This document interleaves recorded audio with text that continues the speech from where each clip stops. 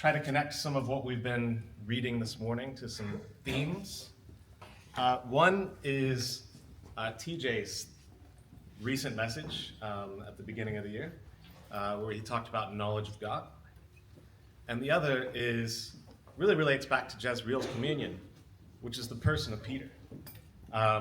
We have been reading Peter, his words late in his life, as he's really facing up to his ultimate destiny on the earth, to die for Christ. Something that I think Peter maybe anticipated would happen for a long time, and even maybe looked forward to. We'll see a passage later where Peter found it a joy and a privilege to suffer for Christ. And I think this is a Peter who's no longer afraid. It's a Peter who knows who he's speaking of. And it's a Peter who, as you can see with all these really dense passages, honestly, he's very theologically mature. His view of God and his view of the world is very clearly worked out. And he is now teaching us and others about that. I want to start. Where do I point, Jez? Just back there? Okay. I want to start with some philosophy, though. And I apologize for that. I promise you that what I'm going to tell you about right now is that there's a paper we teach at Oxford to undergraduates called Knowledge and Reality. This is like the first 5 minutes of class. That's all it is, and I'm going to condense that down. But I think it really relates back to TJ's message the other week, where he was talking to us about knowledge of God. And he's talking to us about different kinds of knowledge. And that really stood out to me because in philosophy we have a field called epistemology, which is a scary sounding word, but it just basically means the study of knowledge. And so philosophers of a long time, going back to Plato and earlier, have tried to figure out what is knowledge. What does it mean to know something? What types of knowledge are there?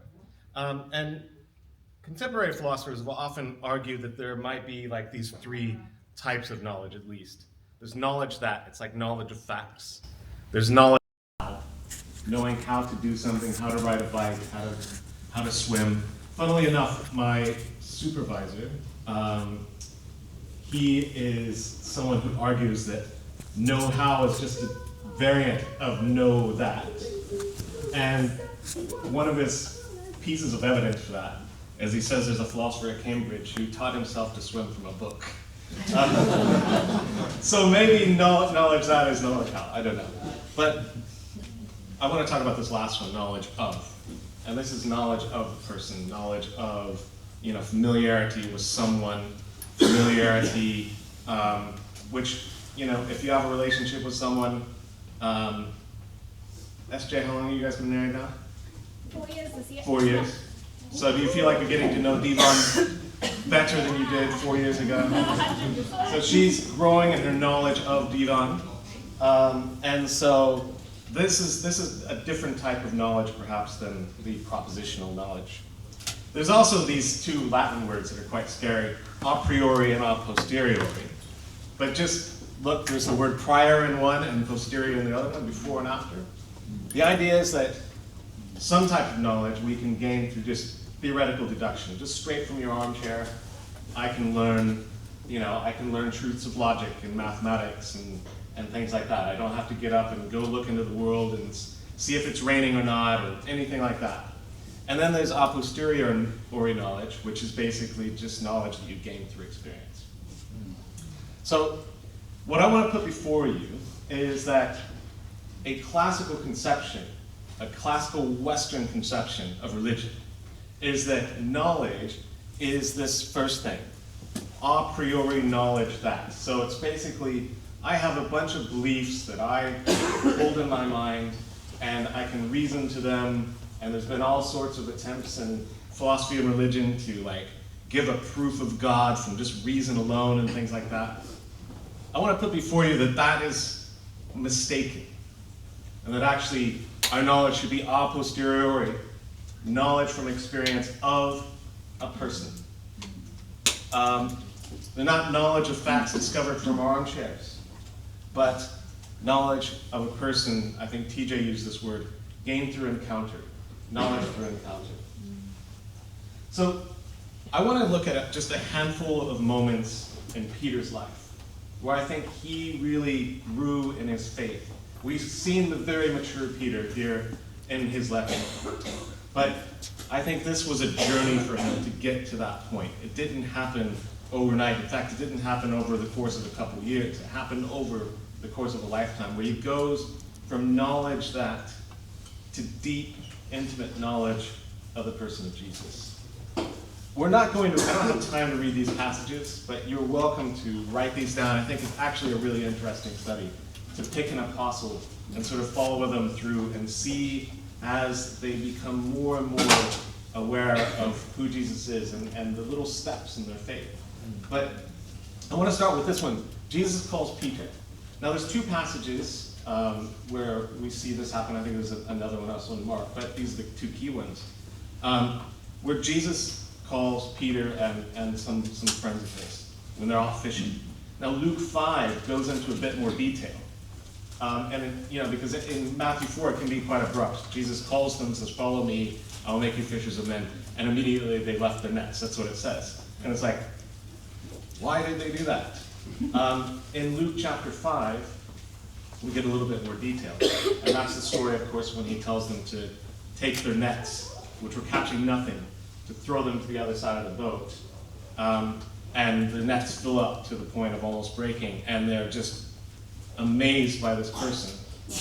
And so there's a little bit of a backstory for them choosing to just get up and follow Jesus. But I still think that even in that moment, Peter doesn't really know who Jesus is. He knows that this guy just blew our minds and called us, and there's something about him, but this is just the beginning of his journey. The next moment I want to talk about is in Matthew 16. And if you remember this passage, there's a point where Jesus, his disciples have been with him for a little while. And he says, "Well, who do you guys think I am? Who do people say I am, first of all?" And people say, they say you're Elijah, they say you're so-and-so. Well, who do you say I am? And of course, Peter proclaims that Jesus is the Messiah, the Lord, the Son of the living God. And Peter, I think, feels quite proud of himself in this moment. And Jesus praises him in this moment, says, "This has been revealed to you by my Father. This hasn't come to you by, the teaching of men, but you've been revealed this truth." But then in the next passage, of course, Jesus predicts his death. And Peter pulls Jesus aside and says, "No, you can never die like that. That's not going to happen to you. This is, I'm not okay with this." This kind of like discussion with Jesus. And of course, Jesus rebukes Peter then. But I think it shows that even though he knows this proposition, "You are the Christ, the Son of the living God," he knows that declarative sentence right there is true. He knows this is a fact.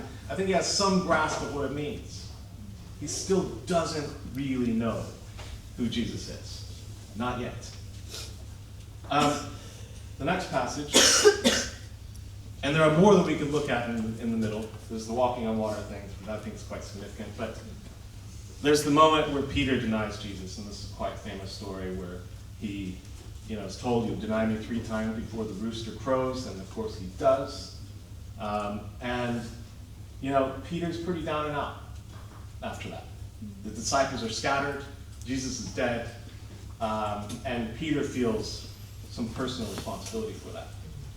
He's starting to realize the friendship he had with Jesus, the person who Jesus was to him. And I think Peter's quite discouraged. So we have the famous passage where he's out in the boat fishing with Jesus. And Jesus, of course, restores him. He calls him, he says, "Do you love me, Peter?" He asks him 3 times. And of course, Peter insists that he does.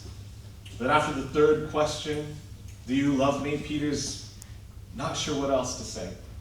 And Jesus tells him to feed my sheep. Carry on my mission.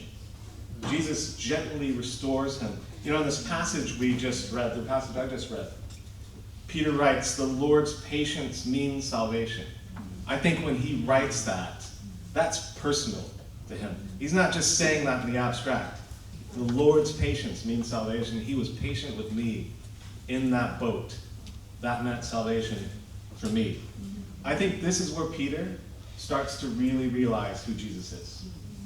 It gets more real than ever for him. Here's Jesus who's died awfully. He's come back and he restored me to my salvation. He gave me his mission back. I think that's when Peter really starts to open his eyes.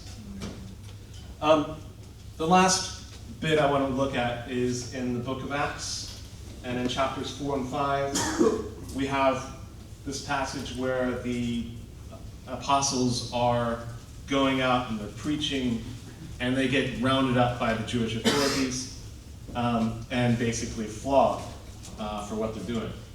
And they leave that flogging not discouraged, not scared, but rejoicing that they could suffer for the name. And this is just a new level of maturity from that Peter who denied Jesus 3 times out of fear of a little slave girl to someone who would stand up to the authorities, take a beating, and walk out with a smile on his face. And that is a new, mature Peter, and I think it comes because he knows of Jesus now. He knows who Jesus is, and he knows he is worth it. He knows that he's going to look after him. He knows that through that patience and that providence that there will be salvation. And this is what he says.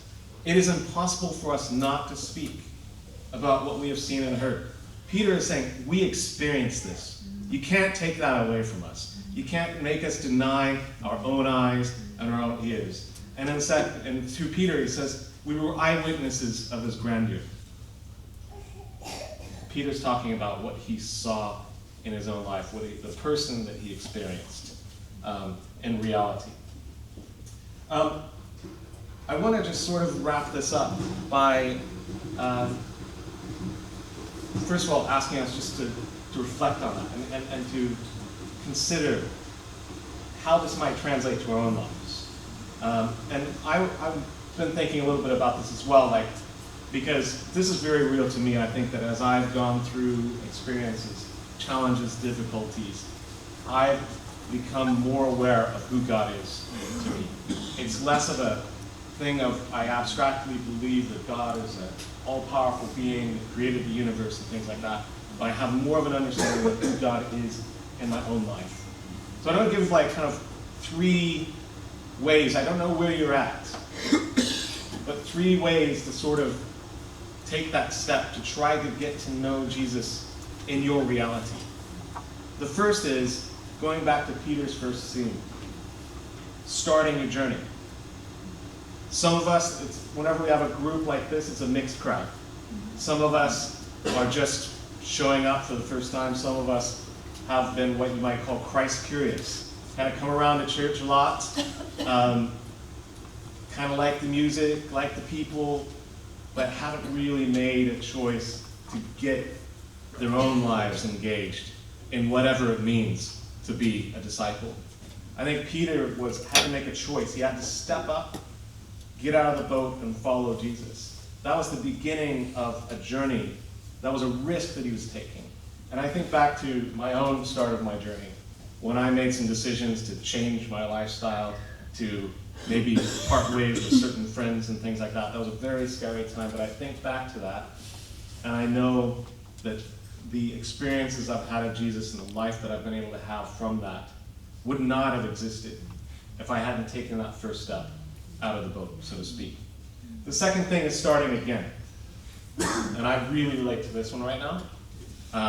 The holidays were rough last year, from September through December were just a really rough time for me. I don't think I was doing the best spiritually, if you want to call it that.